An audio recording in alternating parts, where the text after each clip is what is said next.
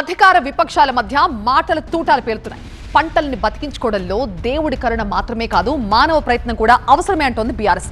యాగం చేసిన చేయితోనే పంపులు ఆన్ చేస్తే అన్నదాత హ్యాపీగా ఉంటాడంటున్నారు బీఆర్ఎస్ నేతలు. మరోవైపు యాగం చేసినా కూడా ప్రభుత్వం మీద విమర్శలేనా అని మండిపడుతున్నారు కాంగ్రెస్ నేతలు. కేసీఆర్ యాగం చేసినప్పుడు మేం విమర్శించామా అని అడుగుతున్నారు. పంపులని ఆన్ చేసే విషయంలో ఎన్డీఎస్సీ ఆదేశాలను మాత్రమే పాటిస్తున్నామని చెప్పారు.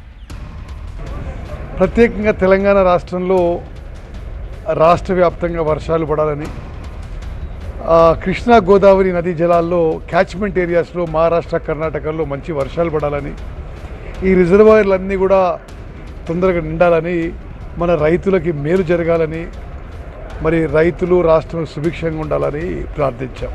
తెలంగాణలో వర్షాలు పడాలని యాదగిరిగుట్ట లక్ష్మీ నరసింహస్వామి ఆలయ అర్చకులు వేద పండితుల ఆధ్వర్యంలో తెలంగాణ ప్రభుత్వం వరుణ యాగం నిర్వహించింది. అయితే ఈ యాగాన్ని స్వాగతిస్తూనే ప్రభుత్వంపై విమర్శలు గుప్పిస్తోంది బీఆర్ఎస్. కాంగ్రెస్ నేతలు తెలంగాణ ప్రజలను మోసం చేసేందుకు కొత్త డ్రామా మొదలు పెట్టారన్నారు మాజీ మంత్రి జగదీష్ రెడ్డి. వీళ్ళు చేసిన మోసం, వీళ్ళు చేస్తున్న ద్రోహం ఆధారాలతో సహా బయట పెడతా మొత్తం ఏ రకంగా వచ్చిన నీళ్ళను సముద్రం పాలు చేసి ప్రజల్ని మోసం చేయడం కొరకు, ప్రజల్ని పక్కదారి పట్టించడం కొరకు ఏ రకమైన నాటకాలు ఆడుతున్నారో, తెలంగాణ ప్రజల్ని నిట్ట నిలువున ముంచుతూ చేస్తున్న ద్రోహాన్ని పక్కదారి పట్టించడం కొరకు చేస్తున్న డ్రామా తప్ప ఇంకొకటి కాదు.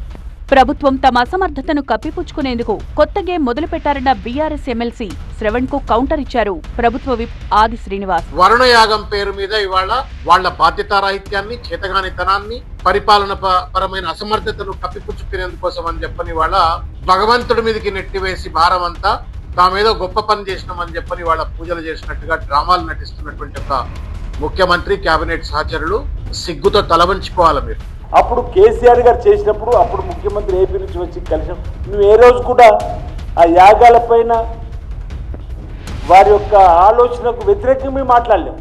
ఈ విధంగా ఎందుకు మీరు దిగజారి మాట్లాడుతున్న బీఆర్ఎస్ గమనించాలి. మీ హయాంలో కూడా కార్యక్రమాలు నిర్వహించిండ్రే, ఎన్ని కార్యక్రమాలు నిర్వహించినప్పుడు ఏ రోజు మేము ఆ యాగాల గురించి కానీ, ఆ పూజా కార్యక్రమాల గురించి కానీ ఏ రోజు కూడా మేము మీకు వ్యతిరేకంగా మాట్లాడలేము.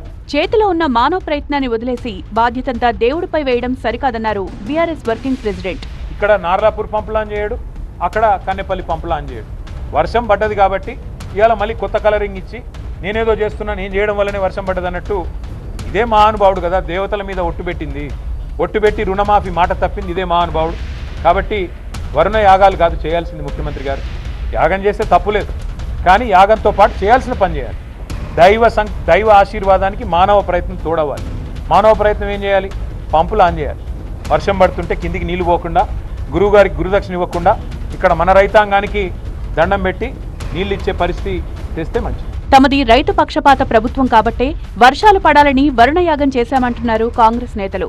ప్రతి అంశంపై విమర్శలు చేయడం బీఆర్ఎస్ కు తగదన్నారు.